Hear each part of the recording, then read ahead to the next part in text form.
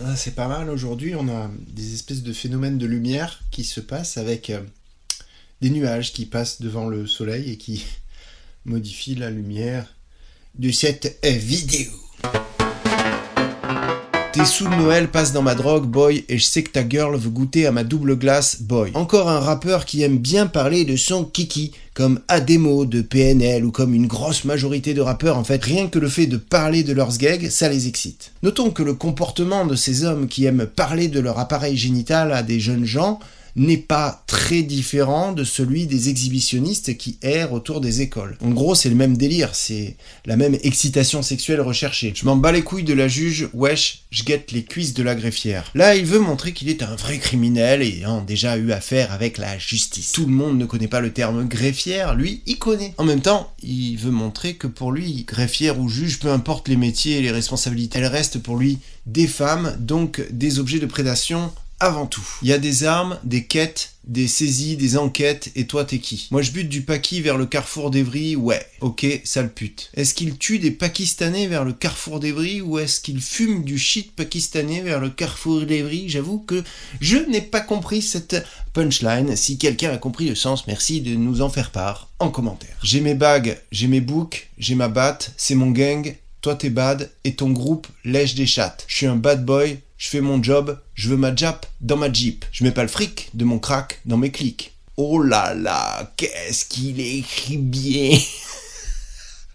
Ça me rappelle un truc. Alors tu zappes, tu zippes et tu zappes, tu manges ta soupe, des choupes et des chips. Ah voilà, c'est ça. Je veux ma jap dans ma Jeep. C'est pas un tout petit peu raciste, ça? Tous mes crackers fly sous crack comme Astro Boy. Mais oui, voilà ce dont la jeunesse a besoin, prendre du crack. La diffusion du crack a lieu au début des années 80 à Los Angeles, Houston, San Diego, Miami et dans les Caraïbes. À partir de 1983, le crack commence à envahir tout le reste des États-Unis. Cette période, appelée l'épidémie du crack, dure jusqu'en 1991 avec un taux record de consommateurs de près de 10 à 12 millions, période qui correspond à un pic de criminalité aux États-Unis. Je vous rappelle qu'à la base, le rap est né pour endiguer cette épidémie du crack.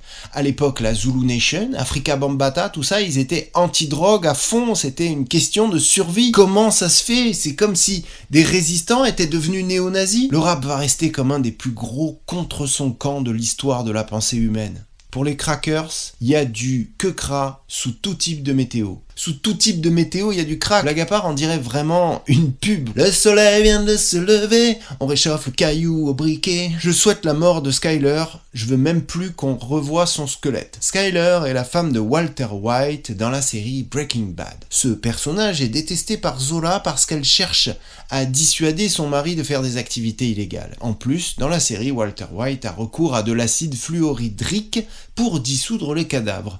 Zola aimerait bien que White fasse pareil avec sa femme casse-couille. En fait, Zola évoque un intérêt pour les féminicides, pas en les déplorant, mais en aspirant à ce qu'ils aient lieu. Alors, bien sûr, c'est fictionnel, la série évoquée est une fiction, et le personnage que se donne Zola lui-même est lui aussi fictionnel, mais bon, au final, les fictions sont aussi des représentations du monde, n'ayant pas 0% d'influence sur nos psychismes. Qu'on le veuille ou non, Batman, Astérix, Emmett Brown, Lisa Simpson, Rose dans Titanic ou Wonder Woman n'existent pas, mais nous influencent et constituent des archétypes qui nous servent de modèles pour nous construire. Je ne dis pas qu'on va aller buter quelqu'un à chaque fois qu'on voit un meurtre dans un film, mais quand même, au bout d'un moment, il y a certains rapports humains très violents qui finissent par être banalisés alors qu'il faudrait peut-être pas qu'ils le soient autant.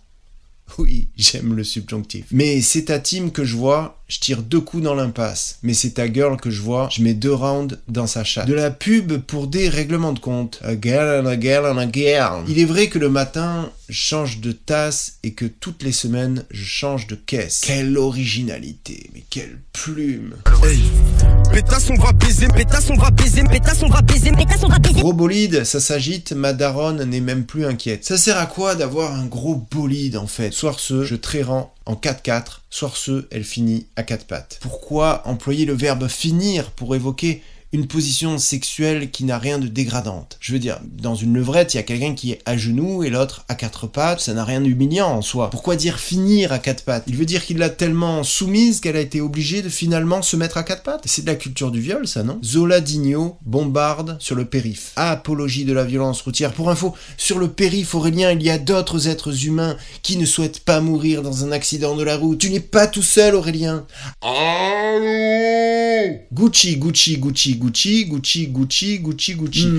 Je crois qu'il cherche à nous faire comprendre quelque chose. Si je vois 3-4 keufs, je slalom. Aston Martin ou Subaru, impossible de bien pilote en étant sobre. Ok, donc il revendique le fait de préférer conduire en étant imbibé et préconise, en cas de contrôle routier, le délit de fuite.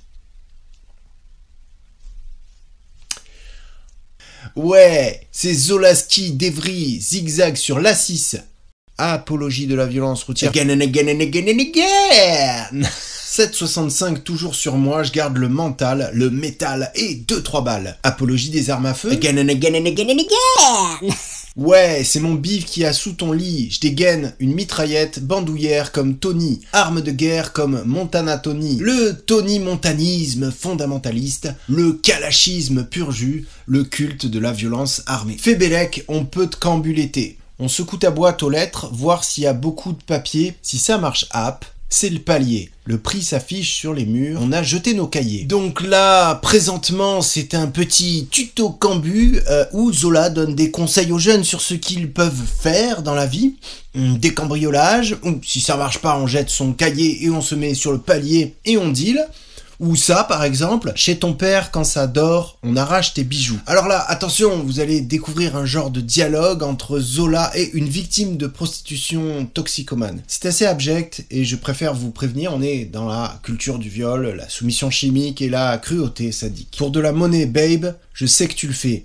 Whip sur le pot de crack à la cuillère. C'est mon fouet. Alors là, pour le double pute, tu le fais 100 fois, ça je le sais.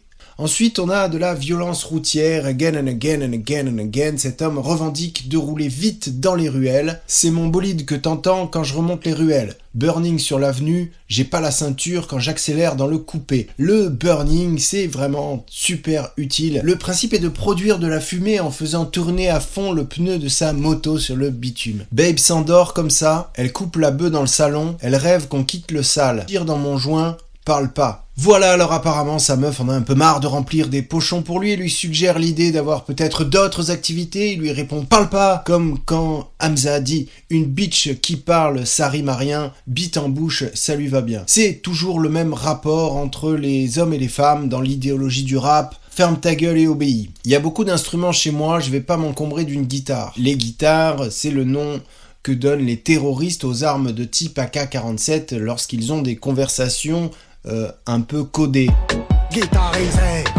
J'katchana dans la breu, et puis bye bye. Katchana, ça veut dire levrette, en gros, il baise, et puis, quand il a eu ce qu'il voulait, il s'en va. Fuck Gucci Snake, elle veut faire un tour dans Paname, il faut donc vite qu'elle m'envoie l'adresse, la pétasse. Elle veut dormir dans Paname, je paye l'hôtel, donc elle m'offre ses fesses. Alors je me suis demandé ce que voulait dire fuck Gucci Snake, et en fait, j'ai découvert que c'était du porno gay.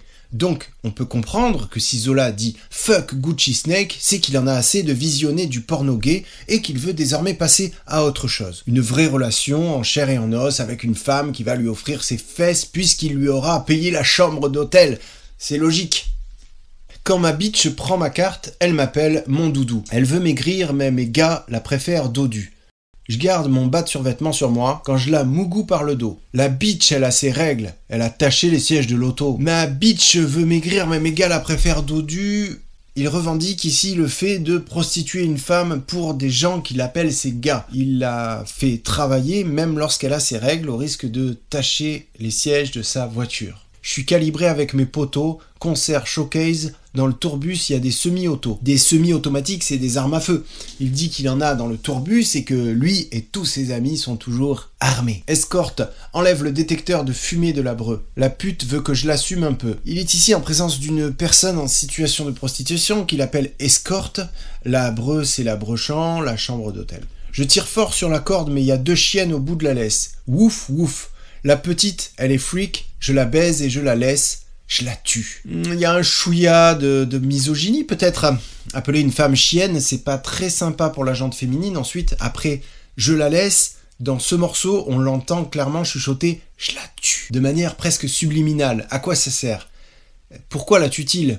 Dans une interview pour le journal La Provence, Zola s'est exprimé sur son travail et la portée de ses textes. L'impact sur la jeunesse, il n'y en a pas réellement, je pense. La musique, ça reste un divertissement. Personne ne va passer à l'acte à cause de moi. Je suis pas sûr que personne ne passe à l'acte à cause de toi, Aurel. Le mois dernier, on a chopé dans l'Essonne un jeune de 24 ans qui roulait défoncé à 200 km/h avec les feux éteints. Le mois dernier aussi, une petite fille de 7 ans, Camilia, a été fauchée sur un passage piéton par une moto qui faisait du rodéo urbain comme dans les clips de rap. Oui, je sais, c'est débile de citer des faits divers comme si ça pouvait être significatif de l'influence des textes de rap sur les mentalités.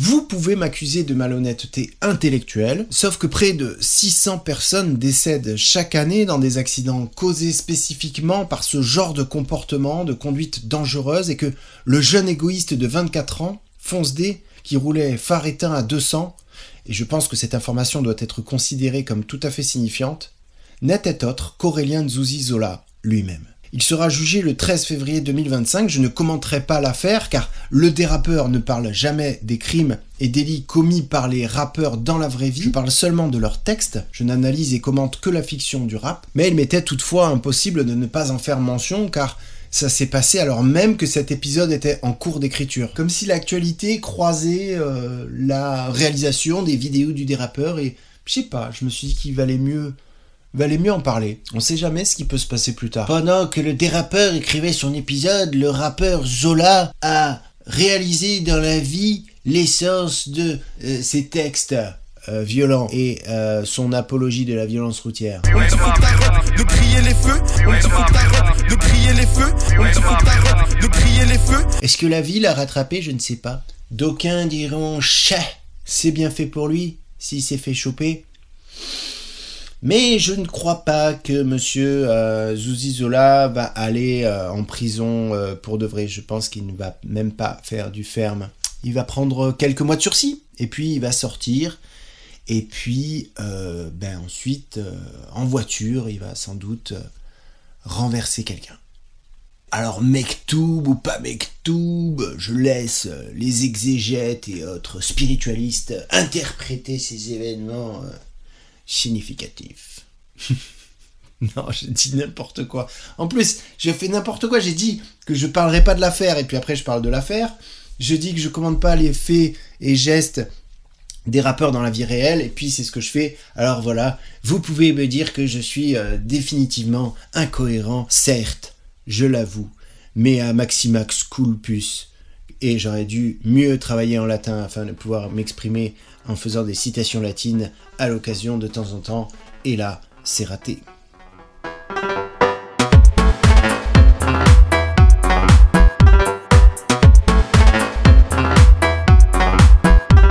Hashtag m'endors pas, soutien à Gisèle all over the world, la honte change de camp.